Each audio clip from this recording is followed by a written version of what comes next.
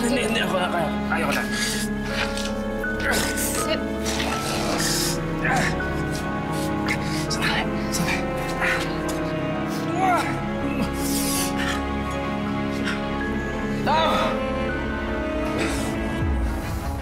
Darius! Darius!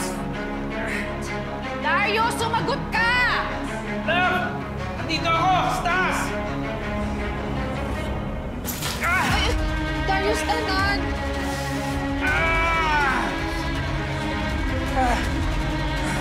Darius? Anong meron? Ano ginawa ka sa asawa ko, ha? Kasi... natapilok lang ako. Tutulungan ako ni Farah.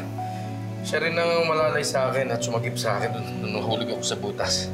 Nahulog ka? Nahulog ako dun. Alam mo, saka na lang natin pag-usapan ito. Doon lang tayo sa bahay, ha? Walang gustong mangyari ito. Halika na, umuwi tayo. Bakit kasi kayo nagpunta dito? At bakit kayo nag-lock? Eh di sana, nasaklolohan kayo. Teka muna, anong lock? Nakalock yung gate. Wala akong nalalaman sa sinasabi mo. Baka naman plinano ng babaeng to. Siguro ikaw nagplano nun, ha? Walang Lucy, tulad ng sabi ko kanina, walang gustong mangyari to. Pwede ba? Umuwi na lang tayo. Masakit ang paa ko. Masakit ang katawan ko. Masakit ang ulo ko. Halika na. Kailangan ko ng pahinga.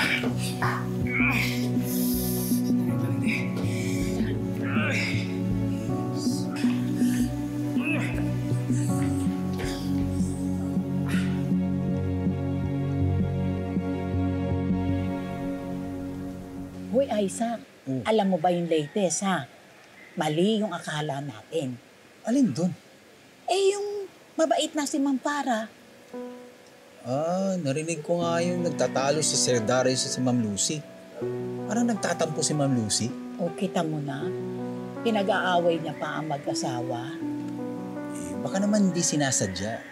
Itinanong niyo ba kung bakit siya sumunod kay Sir Darius sa construction? Aba, siyempre, para akitin si Sir. Akala ba ni Ma'am Farah hindi ko nahahalata? Pero noon pa yan, nung sila pa ni Sir Vince, may gusto na siya kay Sir Darius. Judger niyo mo naman, Manang. Asawa kaya ng pinsan niya yun? Basta.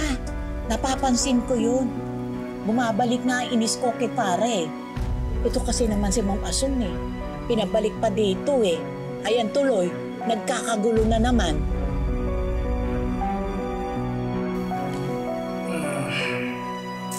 Dahan-dahan lang. Bakit ba kasi kayo nagkulong doon? Hindi kami nagkulong. Nakulong kami doon. Ano ba kasi pinag-usapan ninyo ni Farah? At bakit doon pa kayo nag-usap?